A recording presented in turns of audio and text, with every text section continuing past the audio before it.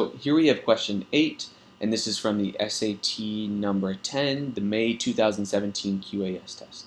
So the question says, when someone repeats the narrator's phrase, the greatest athlete in the history of Wequakic High, lines 55 through 56, the main effect is to. So basically, what is the point of this phrase here? What's going on? Why is the person saying it? And basically, what effect does it have? What does it communicate to the reader? So the way to solve this is let's just go back to the lines and try to figure out what's going on in these texts here. So there's a couple things that to solve this correctly, or maybe not even to solve it correctly, but to solve it efficiently, a couple things that we should notice. And this is kind of a not an odd question, but it's a less common question because it deals with basically SAT humor or SAT irony or SAT like maybe sarcasm where something is being said tongue in cheek. It doesn't happen a bunch on the SAT, but every so often it does. And I'll probably do a later video on all the instances that appear. Honestly, I think you could count them all in just two hands out of all the tests that have been out there. So it kind of requires you to recognize that you just have to recognize that things are being said in a sort of tongue-in-cheek manner for you to be able to solve this question. So here, basically, we have someone was saying to me, we don't know who that is, someone was saying to the narrator, so this is after the narrator and the Swede, they meet, they have their little exchange, and yeah, basically they have almost like their little bromance, right? The narrator is like super interested and super enthusiastic. He's acting like a boy around the Swede, and the Swede is equally enthusiastic, like, yo, you wrote those books, that's amazing. And so they go their separate ways. Take it easy, Skip. Nice to see you, Swede. And then here, someone says, hold on. And then down here, we get someone else saying, well, the greatest athlete in the history of Wequakic High called you Skip. And what we need to do is recognize that these lines are said in a sort of tongue-in-cheek, sarcastic manner. And the signs that we can get for this, I think there's sort of three things. So one is just the enthusiasm of the narrator when he describes him up here as like, this is the greatest athlete in the history of Wequakic High.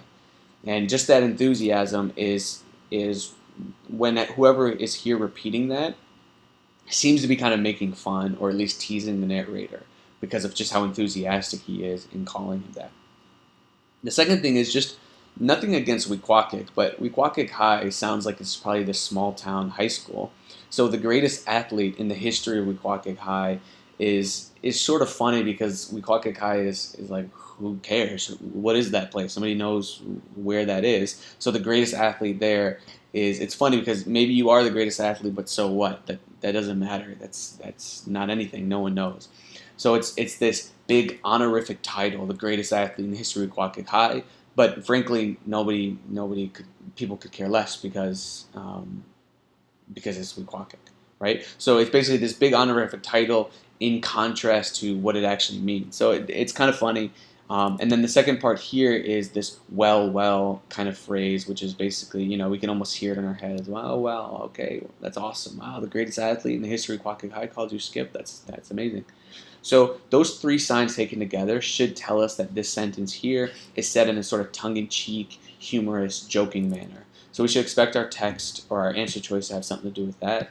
So we go down to question 8, and answer choice A says that the main effect is to admit that the narrator is right about the Swede. So this would be true if we were taking this in a literal manner, where the guy's like, wow, like, you're right, this dude was the greatest athlete in the history of Wequakic High. You're right about that. But that's not really what it is. He's basically sort of teasing him, making a joke about it. So A is not going to be right. B says shows appreciation for the Swede's accomplishments. This would sort of be similar to A, where basically the second person is like, wow, he's the greatest athlete in the history of Wequakic High. That's cool. He is appreciating the Swede's accomplishments. But again, because he's saying it in sort of an ironic, joking manner, it's not going to be a correct answer choice.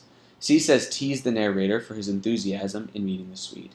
And this is basically what we've been saying all along, where he's sort of just teasing him like wow, you're so enthusiastic about meeting this greatest athlete in the history of Wequakic High. Like, wow, good for you. So he's teasing him a little bit. So this is a good answer choice. Let's keep it. And then D says that it's to help the narrator remember an incident involving the Swede. This doesn't really make too much sense because greatest athlete in the history of Wequakic High is not referring to a specific incident. Even if even if the incident was like some sort of like great sports moment, again, it doesn't capture the joking manner that we want for this text. So we get rid of D, and that's going to leave us with answer choice C as our answer for question number 9.